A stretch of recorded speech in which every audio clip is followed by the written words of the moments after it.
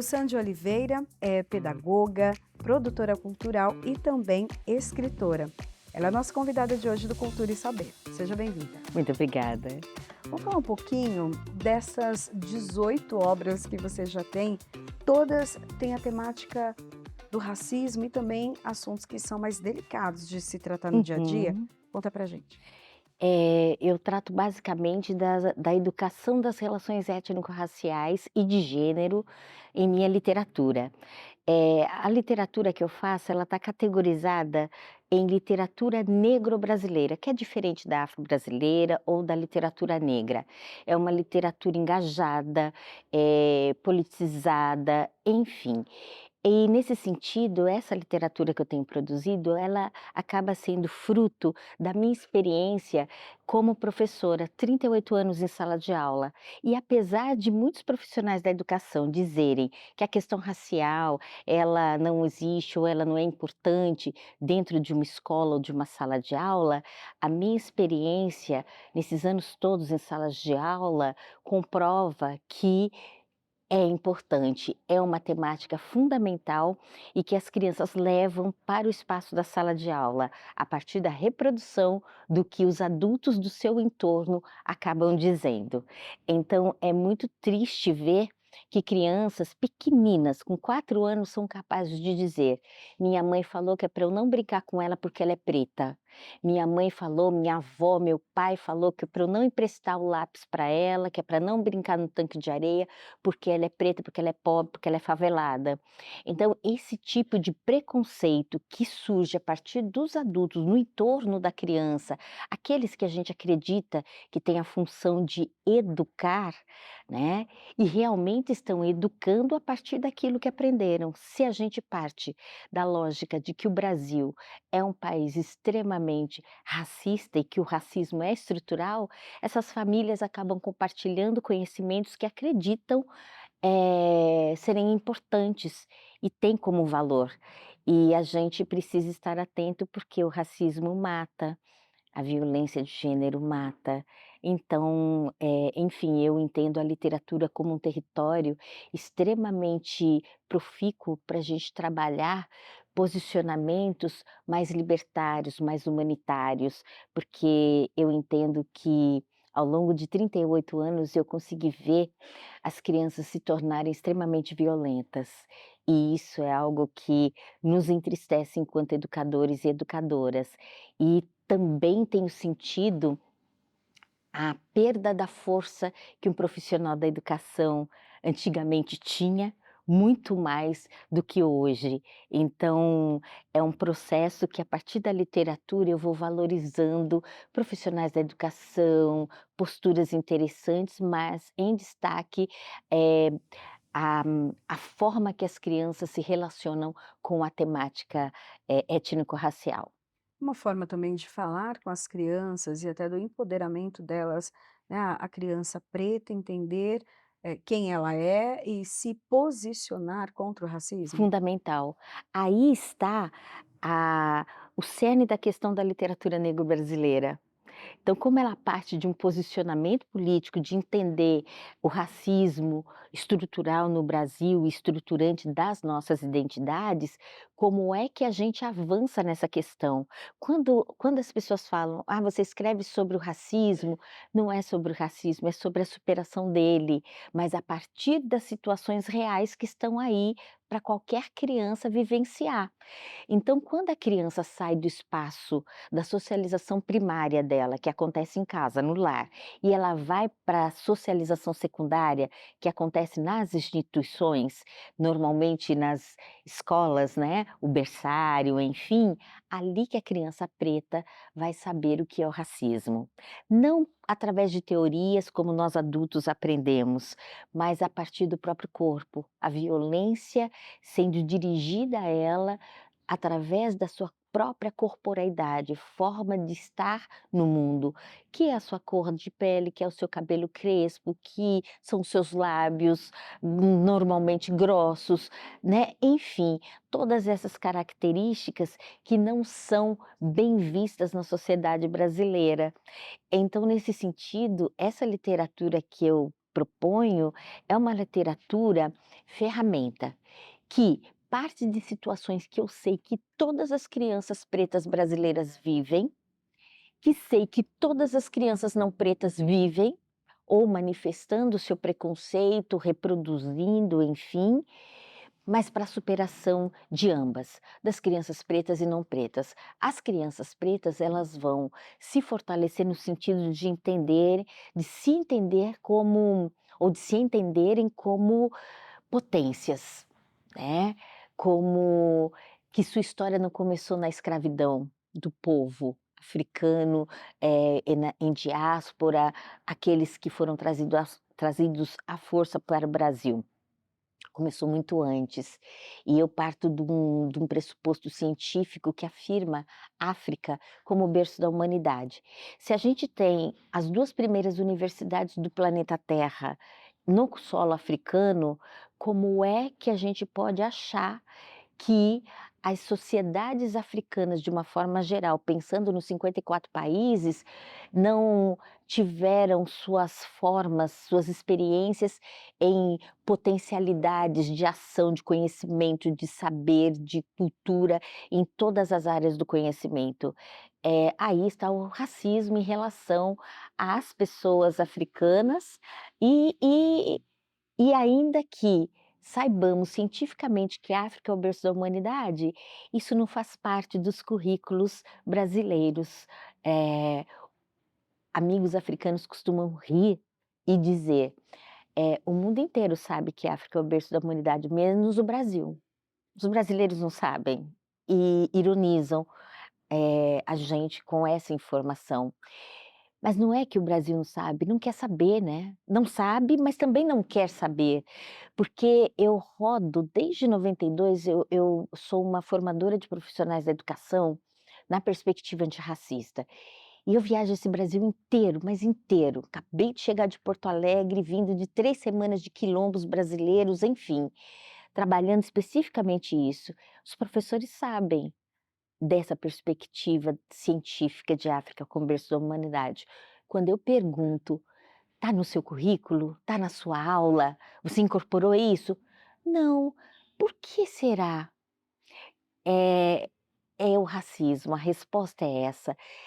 O desafio que é mudar o paradigma de algo tão sério e que as pessoas estão tão acostumadas de não verem potências nas pessoas negras ou no continente africano e de repente virar todo o foco entendendo que todas as pessoas, independente da cor da pele que tenham hoje, origem étnico-racial, têm em seu DNA a estrutura mitocondrial da Eva negra. É algo absurdo para muitos, né, e nós estamos falando de sociedade racista. Então, para mim, a literatura é uma ferramenta possível de fortalecer essas crianças. Se os currículos não dão conta de trazer essa perspectiva, eu, na minha literatura, posso trazer essas informações, dando caminhos para que os profissionais da educação, vá até um Google, minimamente, e pesquisem os elementos que eu estou trazendo e que acabam se contrapondo com o que a história oficial do país acaba trazendo em relação à África, africanos e afrodescendentes. Nós temos aqui, né, na nossa mesinha, até uma boneca. Sim. Explica um pouco a relação dela com a sua obra. A Taió é a boneca feita essa é a boneca oficial da Taió, que é personagem, enfim, uma personagem que eu tenho, acho que é a mais famosa e reconhecida no Brasil, na minha literatura.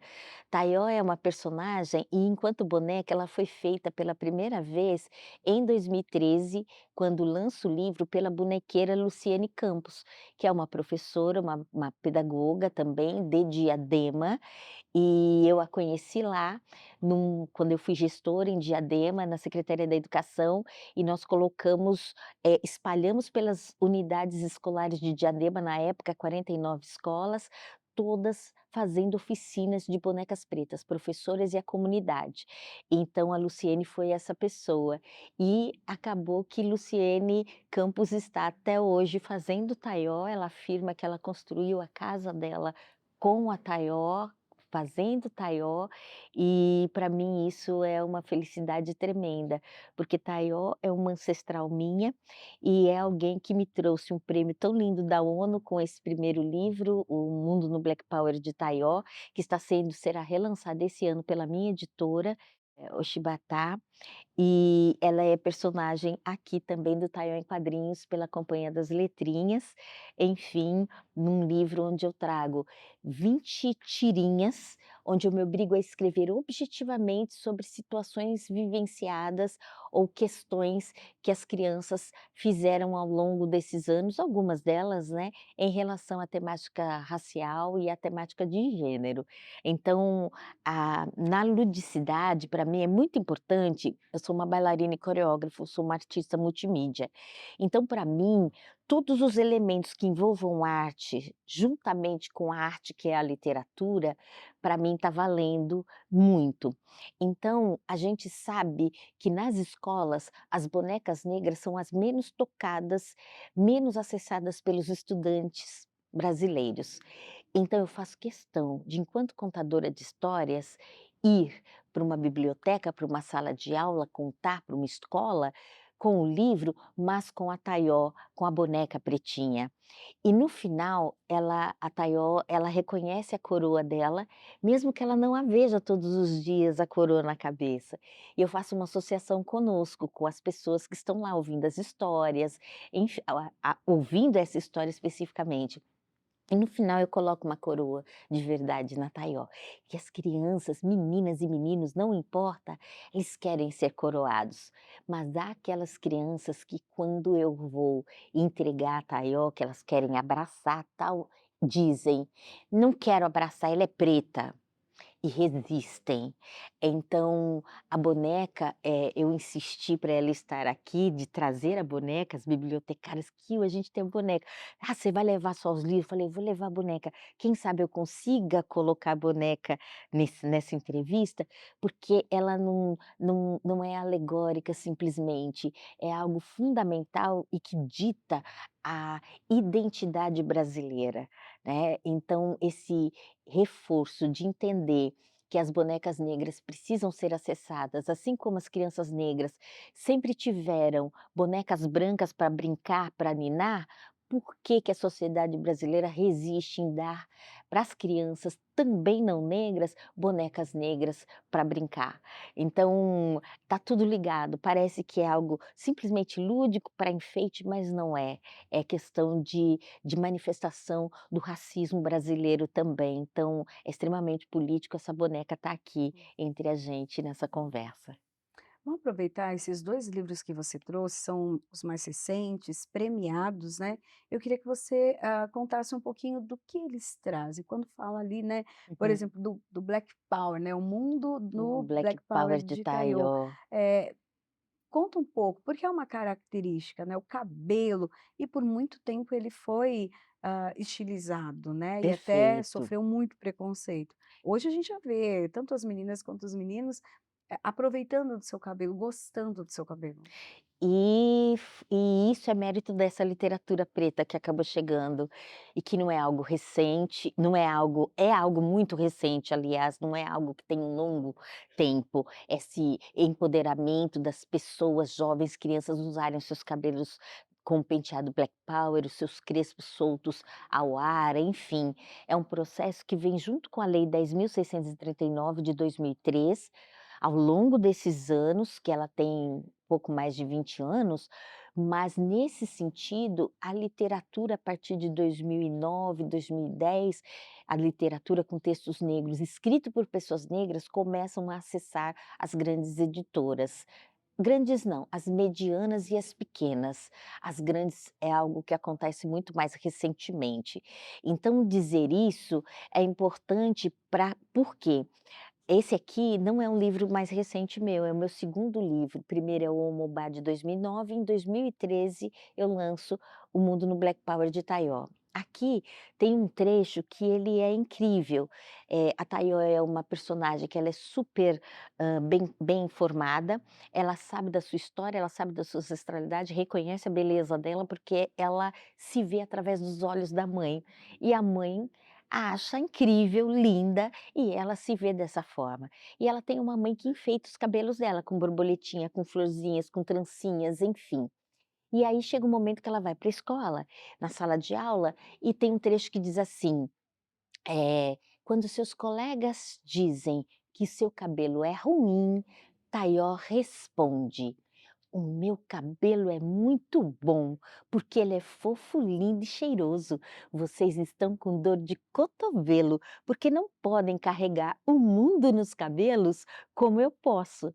O que as pessoas não sabem é que essa foi uma resposta real dada por uma aluna minha que eu tive em 1992, quando eu concursada na prefeitura de Santo André e no governo de Celso Daniel, que foi o primeiro concurso público de professoras em Santo André, no município aqui ao lado, né, estamos em São Bernardo, essa menina éramos eu e ela de negras na sala de aula.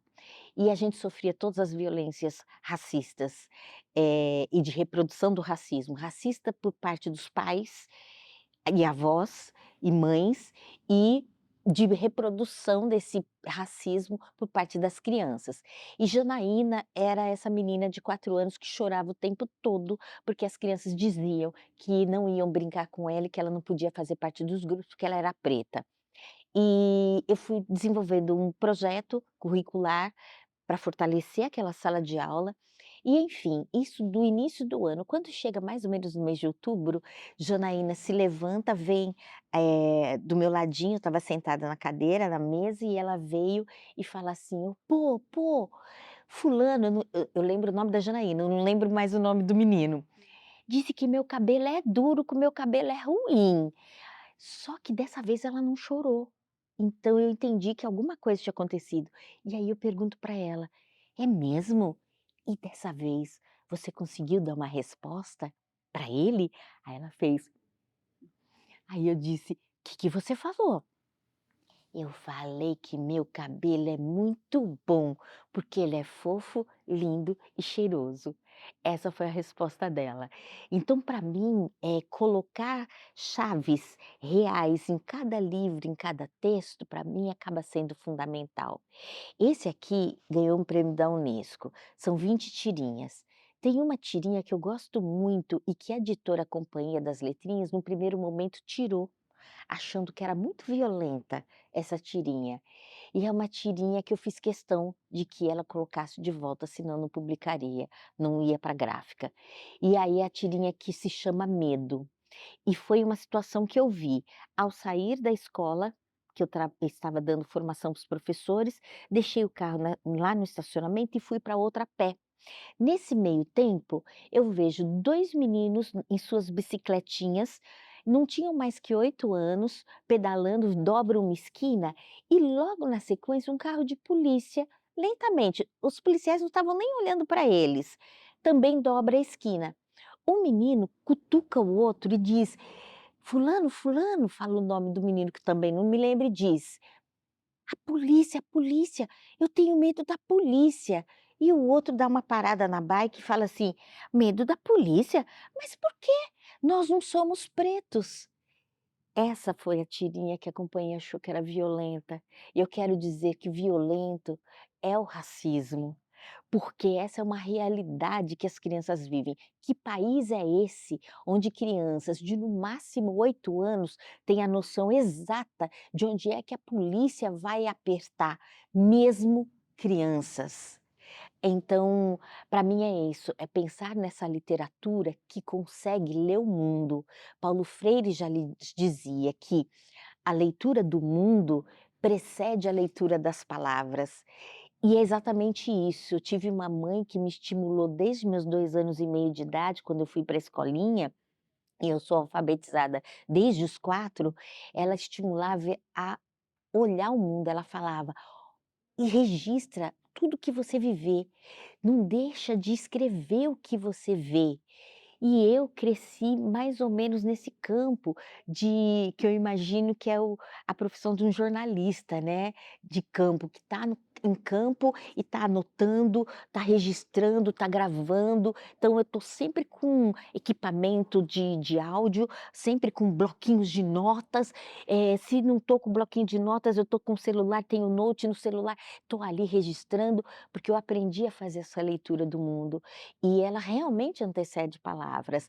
Então, as crianças fazem leitura do mundo, e a minha questão é: que leitura as crianças estão fazendo desse mundo, né? E o meu objetivo enquanto educadora é contribuir para que elas vejam o mundo de uma forma diferente, por uma outra ótica que não da branquitude, que de uma outra ótica que não pelo machismo que impera, pelas masculinidades que a gente vê por aí tão tóxicas no nosso país, um país que mata mulheres o tempo todo, que violenta crianças o tempo todo. Então a minha questão é: que histórias eu vou contar para essas crianças, para jovens, para adultos, né. Então é uma escolha política. Ou eu vou contar histórias que fortalecem as identidades femininas, ou eu vou contar histórias que mantêm as meninas como frágeis, Cinderela, Branca de Neve, como frágeis que estão esperando um homem branco chegar num cavalo que também é branco, rico, que tem que ter muito dinheiro. Então as meninas hoje esperam o quê? O homem que tem que ter moto. Porque se não tem moto é pobre, não quero pobre, tem que ter pelo menos moto para me levar para algum lugar, tem que pagar pelo menos o McDonald's para mim. Então essa visão, ela tá ligada com os contos de fadas que são incutidos desde bebê nas meninas, aí vão dar uma bonequinha para ela cuidar.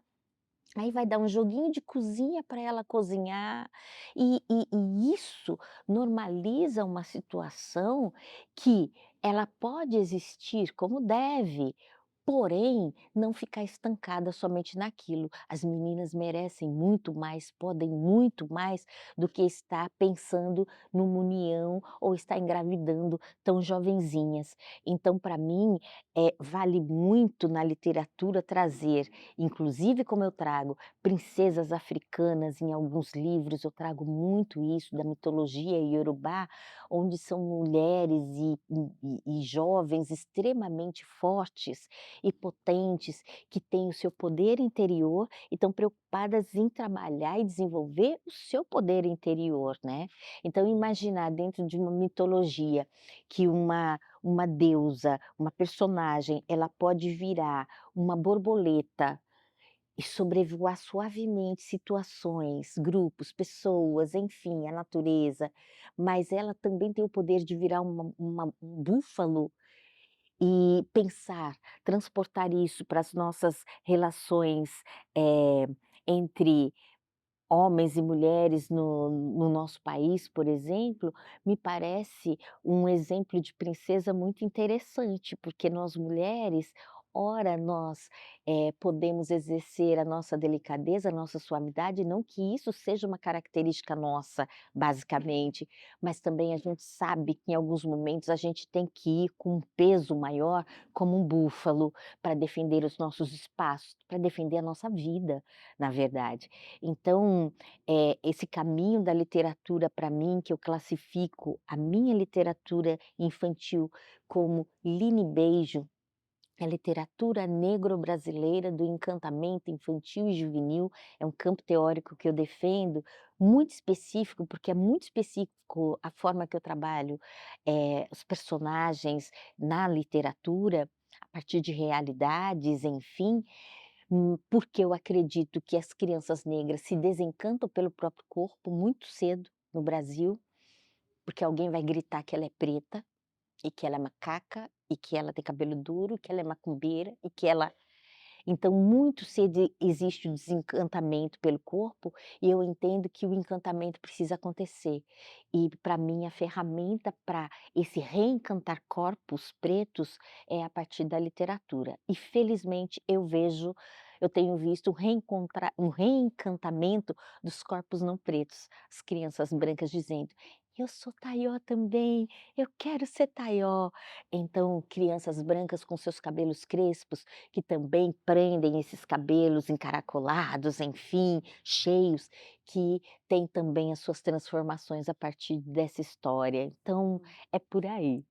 Os seus livros, então, durante esses 38 anos, né, dando aula, eles te deram essas histórias para você depois colocar ali, colocar no papel e criar mais, conteúdo. O contrário, como acontece? Aquilo que as crianças leem, os adolescentes leem, e depois eles fazem o papel contrário. Não só o que trouxe para você para escrever, mas o que eles trazem depois como feedback.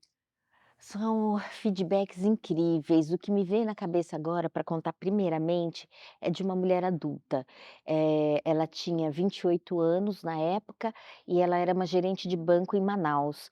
E uma amiga veio para São Paulo num lançamento da Taió em um determinado ano e ela diz para mim: "Faz um autógrafo legal, é para minha amiga que não se aceita como negra, ela não se entende como negra". Ela é gerente de banco, pá-pá-pá. Eu falei: "Ok". Fiz uma dedicatória bem específica ali, enfim. Passado alguns anos, a mesma pessoa me procura no Facebook, no inbox, e ela fala assim: "Você se lembra de mim? Pedi para minha amiga gerente", eu falei: "Lembro, de Manaus". Aí ela falou assim: "Vou te mandar uma página de jornal, e eu quero que você leia, e depois eu conto para você com as minhas palavras". Ok. E a matéria era coisa incrível, porque era a primeira página do caderno de cultura, contando ela, amiga, contando em primeira pessoa como que foi a história dela. Ela ganhou o livro Mundo no Black Power de Taió de uma amiga. Aquele livro fez tanto sentido para ela que, na hora do almoço, ela ia para as praças e contava, lia para as crianças. Dali a pouco ela fez um acordo no banco, saiu, com parte do dinheiro ela foi para Angola e ela foi estudar, ela foi vivenciar as experiências de estar com mulheres pretas angolanas, especialistas em cuidar, tratar de cabelos crespos, sem química, fazendo penteados, usando óleos, enfim, ela foi aprender tudo isso, aprendeu 6 meses, voltou para cá, pegou o restante do dinheiro, abriu um salão de cabelos crespos e a fachada era a foto da página Taió, como apresento aqui e o que significa. Daió significa que pertence à alegria, né.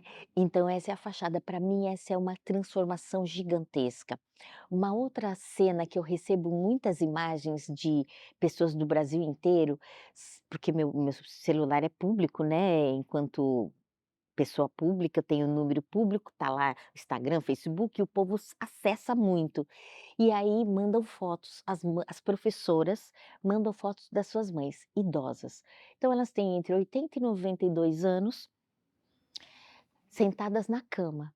Mas olha só, a cama, ela está cama de casal, arrumada com colchas bonitas, inclusive colchas de retalhos. Sobre as colchas, bonecas pretas de tecido. E ao lado dessas bonecas, os meus livros espalhados, porque há uma coisa de colecionar os meus livros. Então, quem tem um, 2, 5 livros meus, vão tendo todos, vão adquirindo todos numa sequência. É uma coleção, vão fazendo coleções. E aí, as senhoras idosas sentadas em alguma parte da cama, juntamente com as bonecas e o livro. Em psicologia, que é uma outra área minha, a gente aprende o seguinte: aquilo que a gente não vive num determinado momento da vida da gente, no caso a infância, a gente vai viver em qualquer momento. Então aquelas senhoras de 80, 82, 90, 92 anos, elas estão vivendo uma infância que elas não tiveram, porque provavelmente elas estavam na roça, algumas até falam, contam as histórias. Minha mãe não teve bonecas, não tinha bonecas pretas, era boneca de espiga de milho. Veja bem, eu sou aqui de Santo André, eu sou de 1965, e as bonecas que eu tive até 12 anos de idade eram bonecas de espiga de milho que tinha no quintal plantação de milho, e minha mãe ensinava a gente a fazer bonecas com milho. Então Ó, não é a idade, apresenta uma diferença tremenda, mas a condição da pessoa negra, ela é muito semelhante e nos aproxima independente da idade. Então imaginar que a pobreza traz um não acesso a objetos como bonecas. E hoje essas senhoras, elas podem ter as bonecas pretas, ainda que sejam de tecidos, feitas por artesãs, mas também elas podem ter livros e literatura. Algumas afirmam: "Minha mãe não sabe ler, mas ela quer ter todos os livros daquela moça, aquela do nome difícil", elas querem ter, porque elas vão vendo as imagens. Então, eu trabalho basicamente na leitura através das palavras, mas também através das imagens, porque eu faço direção artística de cada cena, porque o texto nasce para mim com as imagens. Eu preciso muito de ilustradores parceiros para que, aceitem os palpites, vamos dizer assim, né. Então é isso que tem acontecido e eu acredito que o sucesso desses livros, eles estão justamente nessa coisa casada que a editora não costuma fazer, você entrega os textos e acabou, eles que escolhem os ilustradores e tal. E eu já chego com os meus ilustradores e quando eu preciso daquela ilustradora, como é um caso de que a gente teve, que é essa aqui, a Amora, inclusive. E ela fez o Caiodê que está em pré-venda, abriu pré-venda há 3 dias também, Caiodê em quadrinhos. Pela Companhia das Letrinhas, eu falei: "Eu quero ela". "Kim-san, mas ela não tem experiência em fazer livros profissionalmente, né, as tecnologias". Eu falei: "Então, vocês coloquem todo o departamento de vocês para ensinar para ela". E foi feito assim aqui, e a gente e foi uma felicidade quando veio o prêmio, porque a Amora ela precisou ter e a companhia colocou todo um setor para dar todas as instruções necessárias para ela se qualificar para os moldes de um livro da Companhia das Letrinhas. Então, entende como tudo é político, né, você consegue pensar numa cadeia enorme de profissionais envolvidos que teoricamente não teriam acesso a, por exemplo, uma editora como essa, por falta de experiência, enfim. E as crianças, os exemplos são esses, a mesma história de crianças que na mesma hora que eu estou contando a história, elas já estão tirando o elastiquinho do cabelo, tirando o boné do cabelo, e aí começa a armar com os próprios dedos, ajeitar, olhando timidamente, mas a transformação começa durante a contação de histórias. Então isso para mim é incrível. Eu tenho um livro que se chama Com Qual Penteado Eu Vou? É um dos mais vendidos junto com o Ziraldo, da editora Melhoramentos. E esse livro faz um sucesso no Rio de Janeiro, em escolas de elite, e eu vou muito para lá. E eu cheguei numa escola e foi a coisa mais sensacional do mundo, porque 7 horas da manhã eu desço no aeroporto e aí eu vejo o Instagram já marcada e vídeos, as mães com as crianças brancas nos quartos de princesas, né, trançando os cabelos, fazendo os penteados desse livro Com Qual Penteado Eu Vou. Quando eu cheguei na escola, as crianças estavam em transição por alguma ação, me viram chegando, atravessando o pátio, e foi aquela correria, aquela gritaria. Aí eles já saíram das salas de aula, os professores autorizaram, aí junto umas 300 crianças ao meu redor, foi a coisa mais linda, e elas com os penteados. Até que algumas meninas se reúnem para falar, conseguimos fazer o silêncio e tal, e aí uma porta-voz diz assim: deixa eu falar, vou falar professora, que o Sam fala". Ela diz: "A gente está com tranças aqui, muitas de nós estamos com tranças, é, mas não é apropriação cultural não, viu. A gente está fazendo em homenagem à senhora que veio para nossa escola, mas a gente sabe, não é apropriação cultural". Olha que coisa mais linda, imaginar que um livro com personagens negros possa trazer tanta amplitude em termos de repertório cultural, repertório oral, de vida, de dignidade para as crianças de qualquer nível social, de qualquer cor de pele. Então essas são as experiências que eu poderia passar dias contando ao longo desses anos todos de literatura. Eu conversei hoje com Kilson de Oliveira. Muito obrigada pela tua Que participação e agradeço. parabéns pelo trabalho. Gratidão imensa. Obrigada.